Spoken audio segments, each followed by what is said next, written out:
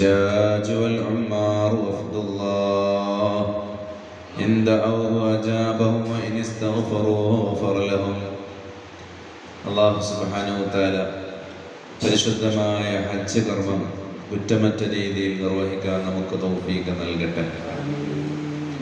ഈ വർഷത്തെ ഹജ്ജിന് വേണ്ടി ഒരുങ്ങി തയ്യാറായി നിൽക്കുകയാണ് നിങ്ങളെല്ലാവരും. അല്ലാഹു പൂർത്തീകരിക്കാനുള്ള ആഫിയത്തും ആയുസ്സും അനുഗ്രഹിക്കട്ടെ.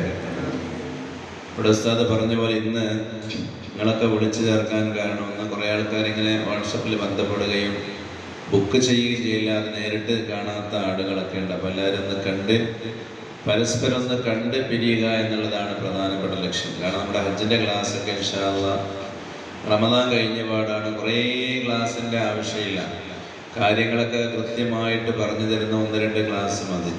നമ്മുടെ ഹജ്ജിൻ്റെ അമല് മൊത്തത്തിലൊന്ന് പറഞ്ഞ് പരിചയപ്പെടുത്തി തരണം. പിന്നെ നമ്മൾ പോകുമ്പോൾ കൂടെ തന്നെ ഉസ്താദുമാരുള്ളത് കൊണ്ട് യാതൊരു ടെൻഷനും ആവശ്യമില്ല.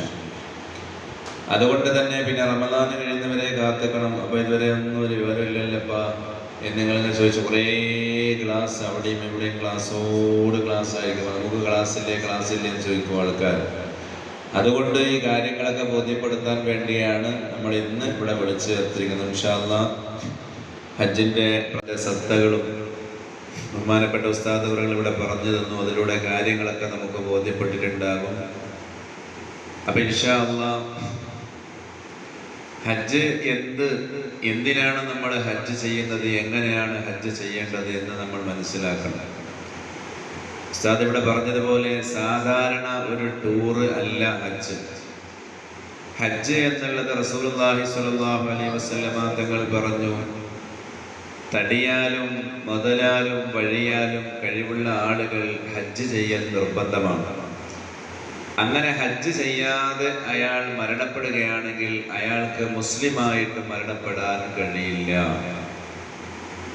അയാൾ യഹൂദിയോ നസ്രാനിയോ ആയിട്ട് മരണപ്പെട്ടു കൊള്ളട്ടെ എന്നാണ് റസൂലുള്ളാഹി സ്വല്ലല്ലാഹു അലൈഹി വസല്ലമ തങ്ങൾ പറഞ്ഞത്. അതുകൊണ്ട് നമുക്ക് തിരക്ക്, ജോലി തിരക്കുകൾ, ബിസിനസ് തിരക്കുകൾ ഇതെല്ലാം ഒഴിഞ്ഞു മാറിയിട്ട് സൗകര്യം കിട്ടുമ്പോൾ ഹജ്ജ് ചെയ്യുക എന്നുള്ള ആ ഒരു തരത്തിലേക്കാണ് ഇപ്പോൾ നമ്മൾ പോയിക്കൊണ്ടിരിക്കുന്നത്. പലർക്കും ഹജ്ജ് നിർബന്ധമാണ്. ഹജ്ജ് നിർബന്ധമായ എത്രയോ ആളുകൾ നമ്മുടെ നാട്ടിലുണ്ട്. പക്ഷേ ഒഴിവില്ല, നമുക്ക് ഫ്രീ ഇല്ല എന്ന് പറഞ്ഞുകൊണ്ട് മാറി നിൽക്കുകയാണ് കൂടുതൽ ആളുകൾ. എന്തെങ്കിലും ഒരു കാരണം നമുക്ക് ഈ വർഷം ഇന്ന പദ്ധതികൾ ഇങ്ങനെ പറഞ്ഞ് കാരണം പറഞ്ഞ് നീട്ടി പോവുകയാണ്. അള്ളാഹു കാക്കട്ടെ. അപ്പൊ ഇസ്ലാം കാര്യങ്ങളിൽ 5ാമത്തേതാണ് പരിശുദ്ധമായ ഹജ്ജ്, അല്ലെ? അപ്പൊ ഇസ്ലാം കാര്യങ്ങൾ 5ഉം നിർവഹിക്കുമ്പോഴാണ് ഒരാൾ യഥാർത്ഥ മുസ്ലിം ആകുന്നത്. ഷഹാദത്ത് കലിമ, 5 വക്ത് നിസ്കാരം, റമദാൻ മാസം നോമ്പ്, സക്കാത്ത്, ഹജ്ജ്, ഇതാണ് പഞ്ചകർമ്മങ്ങൾ. അതിൽ 5ാമത്തെ കാര്യമാണ് പരിശുദ്ധമായ ഹജ്ജ് ചെയ്യുക. ഹജ്ജ് ആർക്കാ നിർബന്ധമുള്ളത്? തടിയാലും മുതലാലും വഴിയാലും കഴിവുള്ള ആളുകൾക്ക് ഹജ്ജ് നിർബന്ധമാണ്. ആ സമയത്ത് അവർ ഹജ്ജ് ചെയ്തില്ലെങ്കിൽ അടുത്ത വർഷമാകുമ്പോൾ ഹജ്ജിന്റെ സാമ്പത്തികം അവരിൽ നഷ്ടപ്പെട്ടു പോയി, അവർക്ക് പൈസ അവരിൽ ഇല്ലാതായി പോയി, അല്ലെങ്കിൽ അവരെന്ത് പാപ്പറായി, എന്നാലും അയാളുടെ മേൽ ഹജ്ജ് നിർബന്ധമായിട്ട് നിലനിൽക്കും. അത് അയാളുടെ ബാധ്യതയായിട്ട് ബാക്കിയാകും. അയാൾ മരിച്ചാലും അയാളുടെ മേൽ ഹജ്ജ് ബാധ്യതയായിട്ട് ബാക്കിയാവും.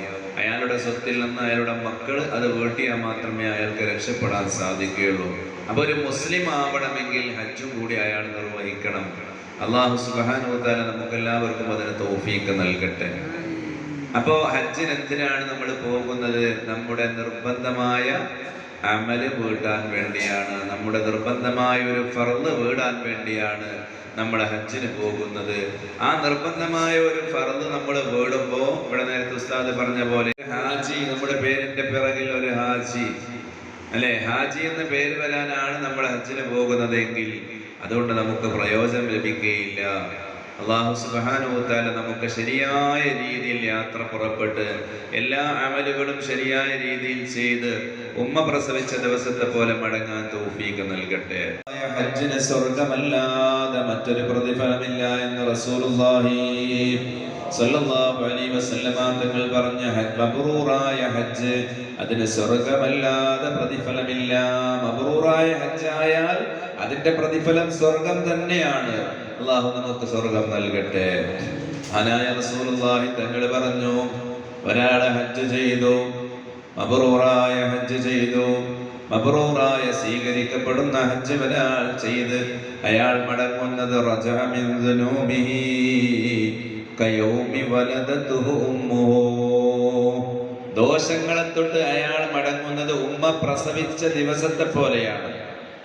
ഒരാൾ മബ്റൂറായ ഹജ്ജ് ചെയ്ത് മടങ്ങി, അള്ളാഹു ഹജ്ജൊക്കെ സ്വീകരിച്ച് ഹജ്ജൊക്കെ അവനിൽ തൃപ്തിപ്പെട്ട് ആ നിലക്ക് അവൻ മടങ്ങുമ്പോ അവൻ ഒരു ദോഷവുമില്ലാത്ത ഉമ്മ പ്രസവിച്ച കുഞ്ഞിനെ പോലെ പുതിയൊരു മനുഷ്യനായിട്ട് അവനിക്കൊരു പുതിയ ജീവിതം നയിക്കാനുള്ള ഒരു ചെറിയ ഉമ്മ പ്രസവിച്ച കുഞ്ഞെങ്ങനെയായിരിക്കും അതുപോലെയാണ് അയാൾ മടങ്ങുന്നത്. അങ്ങനെ മടങ്ങണം. നമുക്ക് അല്ലാഹു തൗഫീഖ് നൽകട്ടെ. അപ്പൊ അതിന് മുന്നോടിയായിട്ട് നിങ്ങൾ ശ്രദ്ധിക്കേണ്ട എന്തൊക്കെ കാര്യങ്ങളുണ്ട് എന്ന് സൂചിപ്പിക്കാനാണ് ഇന്ന് ക്ലാസ് ഇവിടെ വിളിച്ചു ചേർത്തിട്ടുള്ളത്. അപ്പൊ ഹജ്ജ് എന്ന് പറയുമ്പോൾ വലിയ പ്രയാസമുള്ള അല്ലെങ്കിൽ വലിയ ദുർഘടം പിടിച്ച സംഗതിയൊന്നുമല്ല. വളരെ എളുപ്പമാണ്. ഉസ്താദ് പറഞ്ഞില്ലേ ഹജ്ജ് എളുപ്പമാണ്, പക്ഷെ അതിന്റെ അമല് പറഞ്ഞു തരുന്നത് പോലെ പറയണം.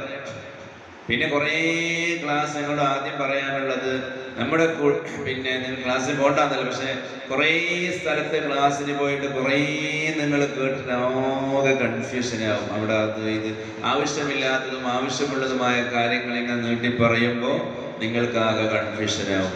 അതുകൊണ്ട് കുറേ ക്ലാസ് കേൾക്കലല്ല ഇതിന്റെ രസം. നമ്മൾ ആദ്യമായിട്ട് നിങ്ങൾക്ക് ആവശ്യമായ ക്ലാസ് നമ്മൾ പറഞ്ഞു തരും. അതിനുശേഷം ഇൻഷാ അല്ലാഹ് ഓരോ സന്ദർഭത്തിലും നമ്മളിപ്പോ പിന്നെ അല്ലാഹു തൗഫീഖ് ചെയ്താൽ ഇൻഷാ അല്ലാഹ് ഈ റമദാൻ കഴിഞ്ഞ് ശവ്വാൽ കഴിഞ്ഞ് ദുൽഖഅദ് 10ന്റെ അടുത്തായിട്ട് നമ്മൾ പോകും. ആദ്യം നമ്മൾ പോകും ഇൻഷാ അല്ലാഹ്. അല്ലാഹു തൗഫീഖ് ചെയ്യട്ടെ. ദുൽഖഅദ് 10 പോയാൽ പിന്നെ ഹജ്ജിന് ഒരുപാട് സമയമുണ്ട്. ആ സമയത്തൊക്കെ മക്കത്തൊക്കെ നമ്മൾ ഇതിന് ഒരുക്കാണ്. ഒരുങ്ങാൻ വേണ്ടി നമ്മുടെ മാനസികമായും ശാരീരികമായും ഒരുങ്ങാൻ വേണ്ടിയാണ് നേരത്തെ നമ്മൾ മക്കയിൽ പോയി കുറെ ഉംറ ചെയ്ത് തവാഫ് ചെയ്ത് ഖതമുൽ ഖുർആൻ ഓതി അവിടെ പിന്നെ ദിക്ർ ചൊല്ലി നമ്മൾ നിസ്കരിച്ച് ഇഅ്തികാഫിരുന്ന് ഇതെല്ലാം നമ്മുടെ ശരീരത്തെയും മനസ്സിനൊന്ന് പാകപ്പെടുത്തിയെടുക്കാൻ വേണ്ടി ഹജ്ജ് ചെയ്ത മസ്ന എപ്പോ 10 അല്ലേ? 10 പെരുന്നാല് ദുൽഹിജ്ജ 9 ദുൽഹിജ്ജ 9 ഹജ്ജ് അല്ലേ? അൽ ഹജ്ജു അറഫ ഷഫീഉനാ റസൂലുള്ളാഹി. ഹജ്ജ് എന്ന് പറഞ്ഞ അറഫയാണ്.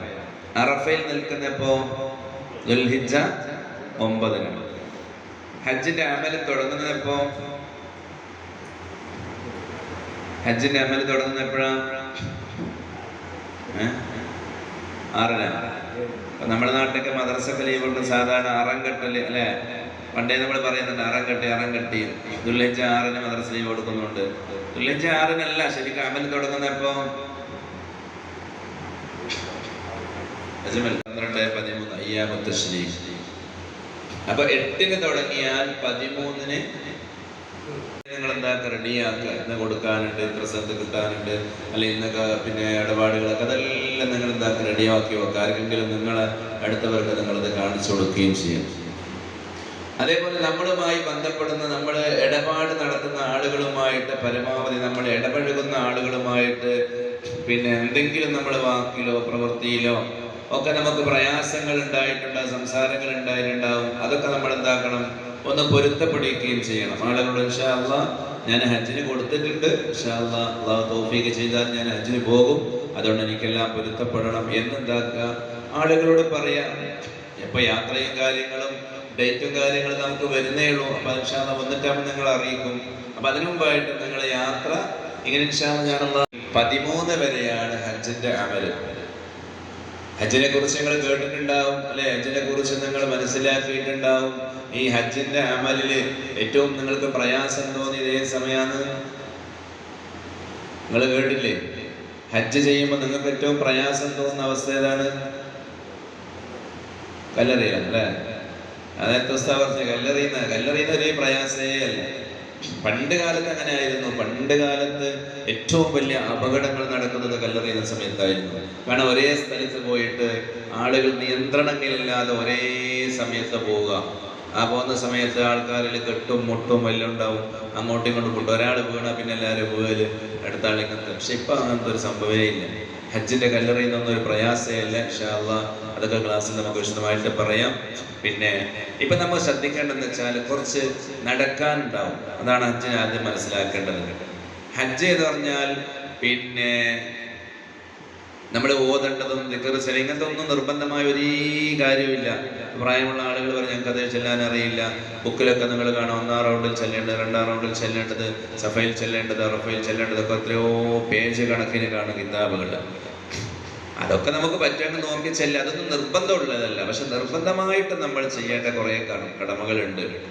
അപ്പൊ ഇൻഷാ അല്ലാഹ് ഹജ്ജിന് പ്രതിഫലം റസൂലുള്ളാഹി സ്വല്ലല്ലാഹു അലൈഹി വസല്ലമ തങ്ങൾ പറഞ്ഞത് സ്വർഗ്ഗം വെറുതെ കിട്ടും.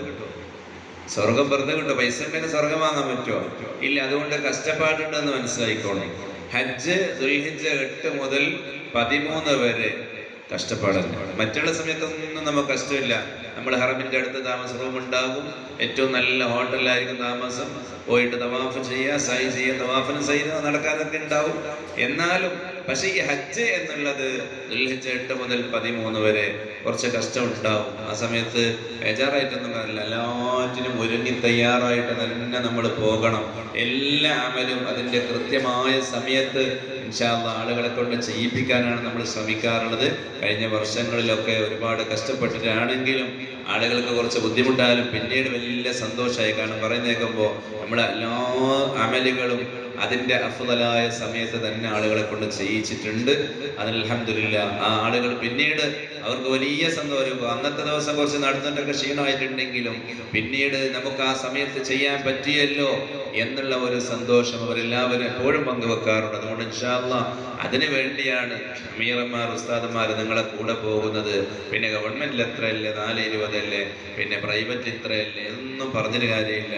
ഗവൺമെന്റിൽ പോകുന്ന ആൾക്ക് കുറവുണ്ടാവും.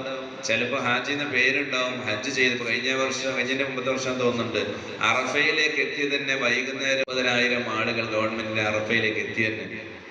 ഹജ്ജിന്റെ പ്രധാനപ്പെട്ട അമലാണ് അറഫ. അറഫയിൽ നിന്നില്ലെങ്കിൽ ഹജ്ജില്ല. പിന്നെ എത്ര ലക്ഷം കൊടുക്കേണ്ട കാര്യം? ആ നിൽക്കേണ്ട സമയത്ത് അറഫയിൽ നിൽക്കണ്ടേ? അതിന് കറക്റ്റായിട്ട് നമ്മൾ എന്താക്കണം? ഗവൺമെന്റ് എന്ന് പറഞ്ഞാൽ നിങ്ങൾക്ക് പിന്നെ വോളണ്ടിയർമാരുണ്ടാവും, സേഫ് ആയിരിക്കും, ഒരു പ്രശ്നമില്ല. പക്ഷെ അമീറന്മാരുണ്ടാവില്ല, പറഞ്ഞു തരാൻ ആളുണ്ടാവില്ല. നിങ്ങൾക്ക് വേണമെങ്കിൽ തവാഫ് ചെയ്യാം, നിങ്ങൾക്ക് വേണമെങ്കിൽ സമയം അവർ പിന്നെ പോസ്റ്ററിലിടും, ബിൽഡിങ്ങിന്റെ താഴെ നിന്നിട്ട് ഇത്ര മണിക്ക് അറഫയിലേക്കുള്ള ബസ് പുറപ്പെടും. അതിൽ ആദ്യം ആരും ഓടിക്കേറി അവർക്ക് കയറാം, കുറേ ആൾ ബാക്കിയാവും. അവർക്ക് പിന്നെ എപ്പോൾ ബസ് വരുമെന്ന് പറയാൻ പറ്റൂല. അതേപോലെ നിങ്ങൾക്ക് വേണമെങ്കിൽ പോയിട്ട് ഉംറ ചെയ്യാം, തവാഫ് ചെയ്യാം. എത്ര ആൾ ചോദിക്കുന്നുണ്ട് വന്നിട്ട് സാധേ എവിടെന്നാ തവാഫ് തുടങ്ങേണ്ടത്, സൈയിലേക്ക് എങ്ങനെയാ പോകേണ്ടത്, എത്ര സയ്യാ ചെയ്യേണ്ടത്, ഇതൊക്കെ വന്നിട്ട് അവിടെ നിങ്ങൾ സംശയം ചോദിക്കുന്നുണ്ട്. അതും കുറച്ച് ആവേശമുള്ള ആളുകൾ. ആവേശമില്ലാത്ത ആൾ അറഫ വസീതിയിൽ കൊണ്ടാക്കി മറ്റേ ഗൂഡ്സ് എല്ലാം വന്നിട്ട് ഫുഡെല്ലാം ഇങ്ങനെ എറിഞ്ഞു പോകും. അത് വാങ്ങിക്കൊണ്ട് വെക്കുക, റൂമിൽ തിന്ന. മക്ക കാണലില്ല, അറഫ പിന്നെ അറബ് കാണലില്ല. എപ്പോഴെങ്കിലും വന്നെങ്കിൽ ആരെങ്കിലും കൊടുത്തെങ്കിൽ ഇല്ലെങ്കിൽ ഇല്ല. അപ്പൊ പേരിന്റെ ഹജ്ജ്. പക്ഷെ അമലുകളൊക്കെ ചെയ്യണമെങ്കിൽ വളരെ പിന്നെ അമീറന്മാരുള്ള ഗ്രൂപ്പിന്റെ പ്രൈവറ്റിന്റെ കൂടെ തന്നെ പോയാലാണ് കൂടുതൽ അമലുകൾ നിങ്ങൾക്ക് ചെയ്യാൻ സാധിക്കുക. അതുകൊണ്ട് തന്നെയാണ് നിങ്ങളെല്ലാവരും ഈ പ്രൈവറ്റ് ഗ്രൂപ്പുകളെ പിന്നെ സമീപിച്ചതും നിങ്ങൾ അപേക്ഷ കൊടുത്തൊക്കെ. അള്ളാഹു നല്ല നിലക്ക് നമുക്ക് ചെയ്യിപ്പിക്കാനും നിങ്ങൾക്ക് ചെയ്യാനും അള്ളാഹു തൗഫീഖ് നൽകട്ടെ. അതുകൊണ്ട് അള്ളാഹുവിനോട് ഇനിയുള്ള ദിവസങ്ങളൊക്കെ നിങ്ങൾ പ്രാർത്ഥിക്കുക. ആഫിയത്തിന് വേണ്ടിയും കർമ്മങ്ങൾ ചെയ്യാനുള്ള ആരോഗ്യത്തിന് വേണ്ടി ഇൻഷാ അല്ലാഹ് നിങ്ങൾ ദുആ ചെയ്യുകയും നിങ്ങൾ അതിനു വേണ്ടി നിങ്ങൾ ആഗ്രഹിച്ചു കൊണ്ടേയിരിക്കുക. അതേപോലെ ഇൻഷാ അല്ലാഹ് മക്കയിൽ പോയാൽ നമ്മൾ പിന്നെ 3 ഉംറ നമ്മൾ സമയത്ത് 5 ഉംറയൊക്കെ ചെയ്യാറുണ്ട്.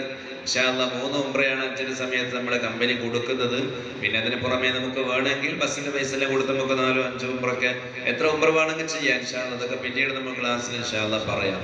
അപ്പൊ ഹജ്ജോട് കൂടി നമുക്ക് ഇൻഷാ അല്ലാഹ് ഉംറയും അതുപോലെ തന്നെ ഹജ്ജിന് മുന്നോടിയായിട്ട് നിങ്ങളെ കൊണ്ടുപോയിട്ട് ഇതൊക്കെ കാണിക്കും. അറഫയും മിനയും മുസ്ദലിഫയും നമ്മൾ നിൽക്കുന്ന ടെന്റുകളും കല്ലെറിയുന്ന സ്ഥലങ്ങൾ ഇതൊക്കെ നേരത്തെ കൊണ്ടുപോയിട്ട് ഇൻഷാ അല്ലാഹ് കാണിക്കുകയും അതൊക്കെ പരിചയപ്പെടുത്തുകയും ചെയ്യും. അതിന്റെ ശേഷം ഇൻഷാ അല്ലാഹ് നമ്മൾ ഫസ്റ്റ് മക്കത്ത് നിന്നിട്ട് ഏകദേശം ഒരു 10-20 ദിവസത്തോളം നമ്മൾ മക്കത്തുണ്ടാവും. ചിലപ്പോൾ കുറച്ച് കുറയും, അത് ഷെഡ്യൂൾ നോക്കി. അത് കഴിഞ്ഞിട്ട് നമ്മൾ മദീനയിലേക്കാണ് ഇൻഷാ അല്ലാഹ് പോവുക. മഹാനായ റസൂലുള്ളാഹി സ്വല്ലല്ലാഹു അലൈഹി വസല്ലമ തങ്ങൾ അന്തി ഉറങ്ങുന്ന പരിശുദ്ധ മദീന അല്ലാഹു നമുക്ക് തൗഫീഖ് നൽകട്ടെ. അൻസാറ ഖബരി വജബത് ലഹു ശഫാഅതി.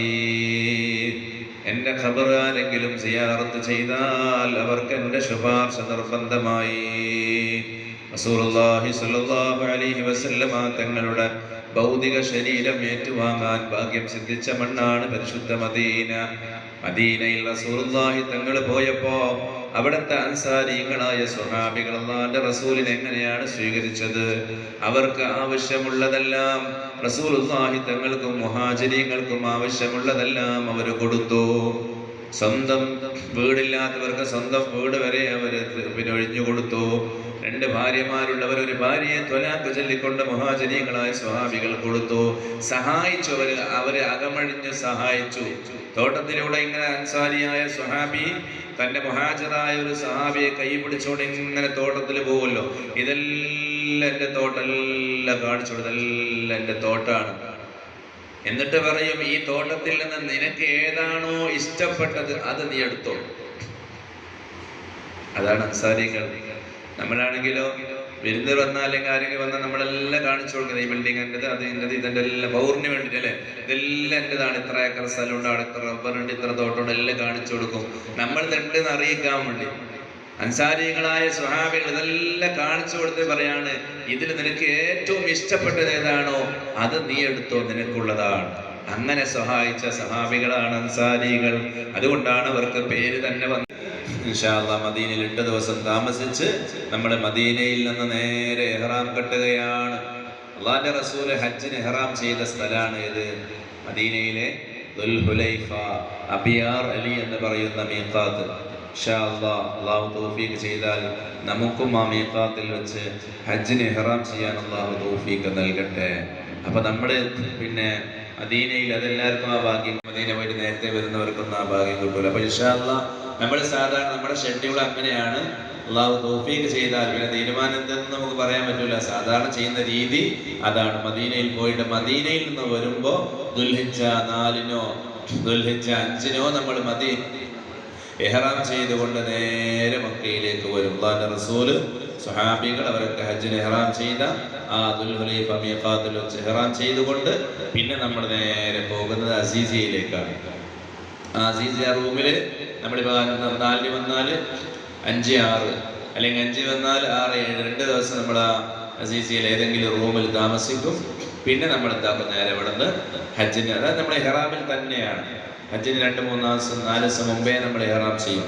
എന്നിട്ട് ഇഹ്റാം ചെയ്ത് നമ്മൾ നേരെ ഹജ്ജിൽ പ്രവേശിക്കും. ഹജ്ജ് കഴിഞ്ഞാൽ അതേപോലെ തന്നെ നമ്മൾ പിന്നെ വിദാഇന്റെ തവാഫ് ചെയ്ത് 2-3 ദിവസം അവിടെ മക്കയിൽ താമസിച്ച് ഇൻഷാ അല്ലാഹ് തിരിച്ച് നമ്മുടെ നാട്ടിലേക്ക് വരും. അല്ലാഹു സുബ്ഹാനഹു വ തആല എല്ലാറ്റിനും നമുക്ക് തൗഫീഖ് നൽകി അനുഗ്രഹിക്കുമാറാവട്ടെ. നമ്മുടെ നിയ്യത്തുകളൊക്കെ അല്ലാഹു നന്നാക്കി തരട്ടെ. ഇൻഷാ അല്ലാഹ് കൂടുതൽ കാര്യങ്ങളൊക്കെ പിന്നീട് നമുക്ക് വിശദമായിട്ട് സംസാരിക്കാം. ഈ സമയം നിങ്ങളെ കുറെ ബുദ്ധിമുട്ടിക്കുന്നില്ല, കാരണം നാളെ നോമ്പാണ്, അതിനുള്ള ഒരുക്കങ്ങളും കാര്യങ്ങളൊക്കെ ഉണ്ടാകും. പിന്നെ കൂടുതൽ ഇപ്പം പറഞ്ഞിട്ട് നിങ്ങൾക്ക് അത് ഓർമ്മയുണ്ടാവില്ല. ഇൻഷാ അല്ലാഹ് എല്ലാ കാര്യങ്ങളും റാഹത്തിലാകാൻ വേണ്ടി നിങ്ങളും ദുആ ചെയ്യണം. അല്ലാഹു ഖൈറിന്റെ വാതിലുകളൊക്കെ നമുക്ക് തുറന്നു തരട്ടെ. പരിശുദ്ധമായ റമദാൻ മാസത്തെ നല്ല നിലക്ക് സ്വീകരിക്കാൻ അല്ലാഹു നമുക്ക് തൗഫീഖ് നൽകട്ടെ. ഉംറയും ഹജ്ജും ഒക്കെ നമ്മുടെ ജീവിതത്തിലെ ഒരു മാറ്റത്തിന്റെ തുടക്കങ്ങളാണ്.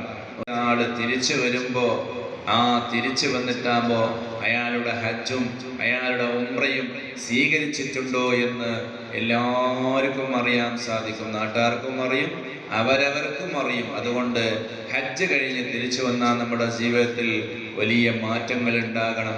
ആ മാറ്റങ്ങൾ ഉണ്ടാകണമെങ്കിൽ ഹജ്ജ് കബൂലായിരിക്കണം. ഹജ്ജ് കബൂലാണെങ്കിൽ നമ്മുടെ ഒരുക്കം നന്നായിരിക്കണം, നമ്മുടെ സമ്പത്ത് നന്നായിരിക്കണം, നമ്മുടെ മനസ്സ് നന്നായിരിക്കണം.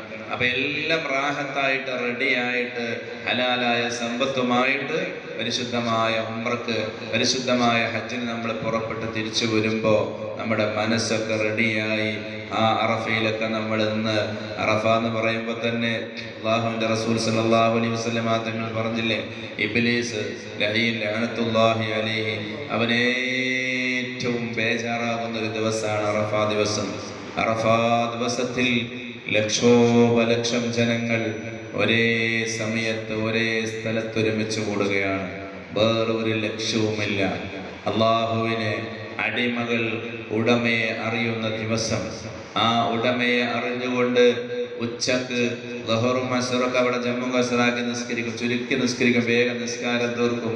എന്നിട്ട് ഒരേ ദുആ, ഒരേ ദിക്ർ ദുആ. ഇതന്നെ അവന്റെ ജീവിതത്തിൽ അവനിക്ക് ഖൈറു യൗമിൻ തലഅത ഫീഹി ശംസ്, സൂര്യൻ ഉദിക്കുന്ന ദിവസങ്ങളിൽ വെച്ച് 550D ക്വാളിറ്റി TMT സ്റ്റീൽ ബാറായ മിനാർ TMT സ്റ്റീൽ ബാർ ഉപയോഗിച്ചാൽ പിന്നെ ഏത് ആകാശം മുട്ടുന്ന ബിൽഡിംഗും കരുത്തോടെ കാലങ്ങളോളം നിലനിൽക്കും. വിശ്വാസത്തിന്റെ കാതൽ, കരുത്തിന്റെ കാവൽ.